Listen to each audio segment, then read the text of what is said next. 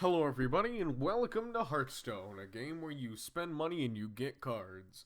The topic for today is the new expansion Journey to Ungoro, a expansion in which is related to dinosaurs in the Ungoro crater in the World of Warcraft universe. As you can see right here, I have my 51 packs right here that I'm going to open on April 6th. Yes, April 6th is the release date. People have set their clocks forward to April 6th, and then the card packs had become more openable, like the ribbons were off and etc. So I'm going to review a few cards here. It might be a long video, but I'm going to review a few cards. Dino Size, set a minion's attack and health to 10. This is a paladin card in which could be used on charge minions because it's only 8 mana. So things like Bluegill Warrior and Wolf Rider, if you had the coin, would be possible to use. So it'd be like a charge 10 and 10, which would be absolutely amazing for decks that are charge only, like Leroy Jenkins and etc. Or Zoo decks or Murloc decks, but mostly this would be used for Murloc decks, ensuing upon the Bluegill Warrior. Next off, we have Swamp King Dread. After your opponent plays a minion, attack it. It's basically aggro times 30, because it's a 7 cost 9/9, but after your opponent plays a minion, it instantly attacks it. So no matter what it is, if it's poisonous, if it's Wind Fury, if it's taunt, it will always attack it immediately and get that off the board. So it will immediately be one of it'd be a good card for decks that would ensue aggro, like face hunter, because it's a 7 mana 9/9, and if after you clear its board anyways, you could have just a clear board on their side, and so it'd just be a 7 9/9 right on your board, and they can't do anything about it because no matter what, unless they have a poison minion, it can't go down without a fight. Volcano was one of the earlier cards that have been released, which I think is just it's an alright card. I mean, it's deal 15 damage randomly split amongst all minions, overload 2, mana 5.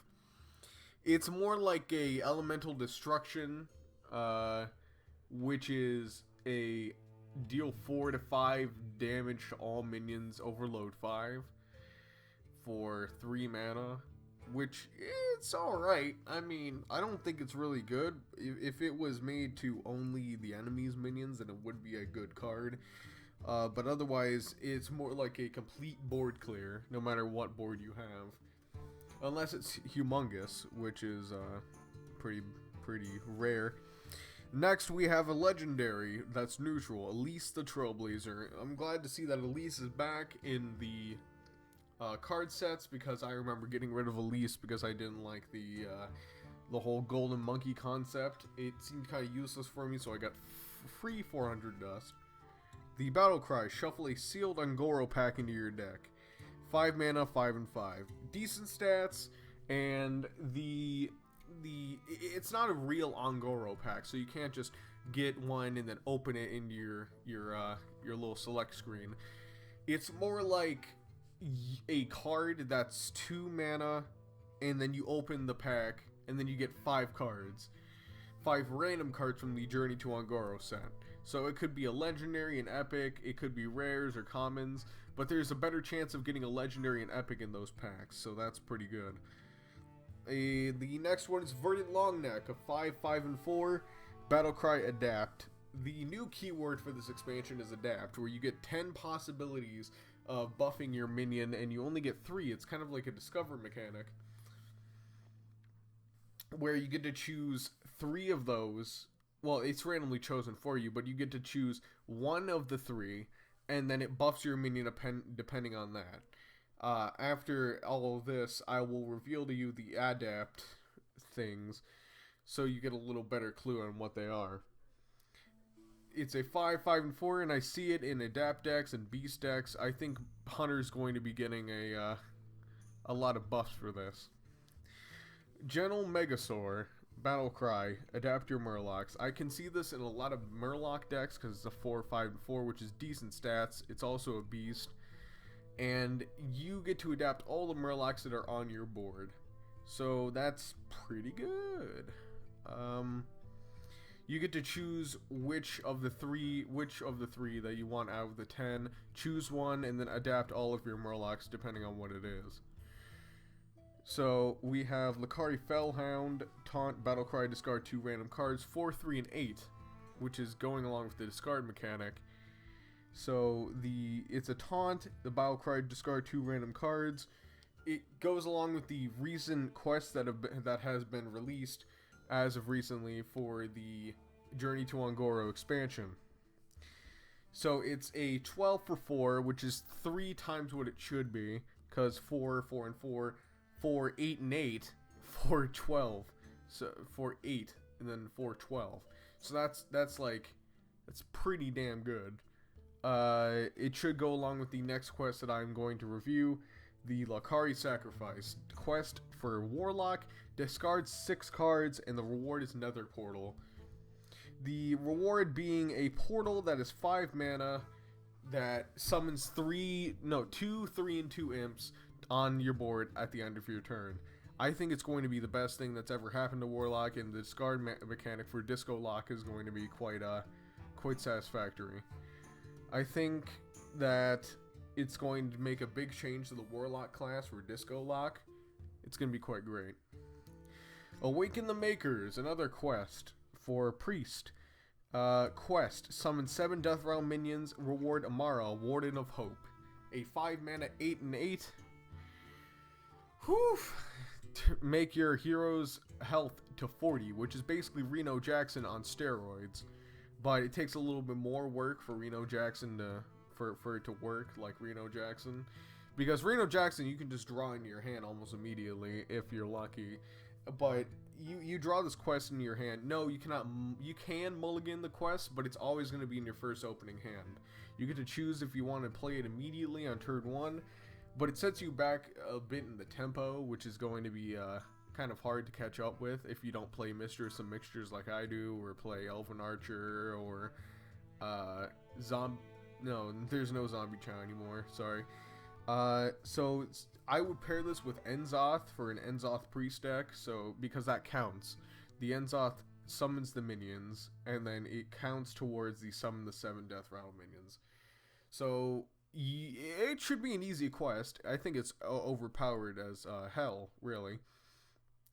It's going to be an automatic get for when I open these packs right here. So I'm going to have enough. I'm hopefully going to get it, because I've done the calculations, and by 50 you should get at least 3 legendaries and 20 epics. Pyros, the new mage legendary that has been revealed earlier. Death Rattle, return this to your hand as a 6 and 6 that costs 6. It's a 2 and 2, 2 2, 2 mana 2 and 2. It turns into a 6 mana 6 and 6, and then when that dies it turns into a 10 mana 10 and 10. It's an elemental, so it goes along with the elemental decks that are going to be striving off of each other. A new tribe. It's going to be pretty damn good. I think this card is okay, but way too slow for the meta right now. Unless the meta slows down, it's going to be, it's probably not going to be used. Glacoa Crawler. I think that Hearthstone has recognized the fact that pirate decks are way too Astrove in this meta, so they came across this card, the Glacoa Crawler. Destroy a pirate in game 1 and 1. It's a beast, 2, 2, and 3, which is of average stats. It's kind of like Hungry Crab, but for pirates.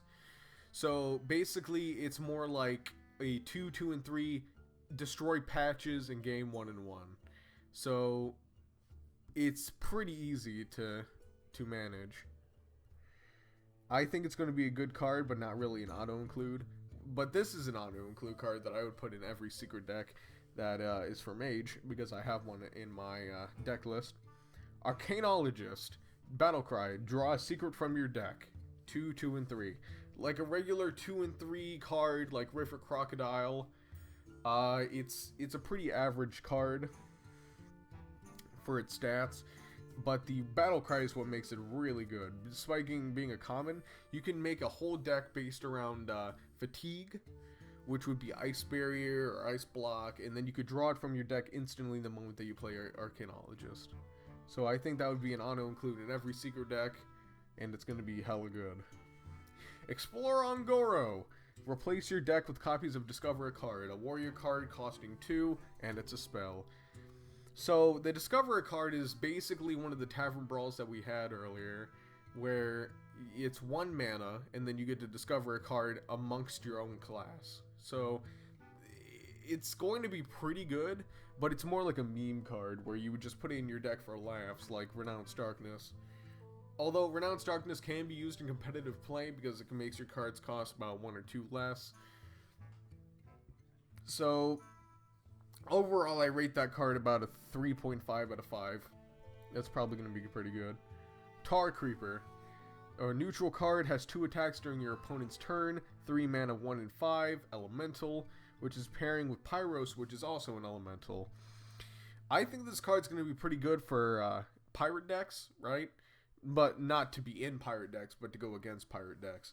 Because it's a 3 mana, 3 and 5, which is an 8. That's pretty good. And no matter what, you're going to get your money's worth out of it. So after all, you might just want to hit face with it if they don't have a taunt minion, but after all, if they do have a taunt minion in the way, you're better off not attacking with it. Overall, I think it's going to be great for decks that are repelling against pirate warriors. Tortolian Shellraiser, 4 mana, 2 and 6, which is 8. Tortolian Shellraiser, taunt, death rattle, give a random friendly minion 1 and 1.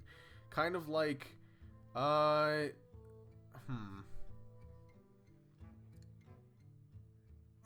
can't remember the card on hand, but it's a buff minion that gives one of your minions +1/+1. It's a 3 and 2, 3 mana. So basically this becomes a 3 and 7. It's a 3 and 7 for 4, which is like overstat, right? And it's pretty damn good. I see a lot of priests having a more overstated cards as of recently, like Priestess. So Sun Cleric, I mean, which is about 4 for 1, and also makes you draw cards every time you get it damaged and you heal it up. So Priest has also been a very good amount to getting those sort of cards, and I can see this getting a lot of use because along with the death rattles, it's going to pair with the quest that goes along with it. The last card that I have to review here is the Sherazin Corpse Flower, which is going to go along with the Miracle Rogue, where you play a bunch of cards and then it props back up. It goes dormant. 4 mana, 5 and 3. Sherazin the Corpse Flower. Death Rattle, go dormant. It basically goes into a little bulb after it dies, and then it procs back up after you play 4 cards in a turn. So when you play Miracle Rogue, you're basically playing Gadgetzan Auctioneer with coins, with counterfeit coins, and basically playing as many of things as you can, like Eviscerate, Shiv, and etc. So you can easily make this worth 10 and 6 for 4 mana if you play a right Miracle Rogue setup. So I think it's going to be pretty good. I don't think it's going to be an auto-include, but I think it's going to be pretty good for Miracle decks for Rogue. I think Miracle is going to make a comeback, and it's going to be pretty good. So all in all, I think this expansion is going to be pretty good. I think it's going to have a lot of change to the game. It's not going to be stale or anything, as if people say it's going to be, but it releases April 6th. If anybody has any more opinions on your cards, please comment down below about it. And if you like the video, please like, comment, and subscribe. And as always, thanks for watching.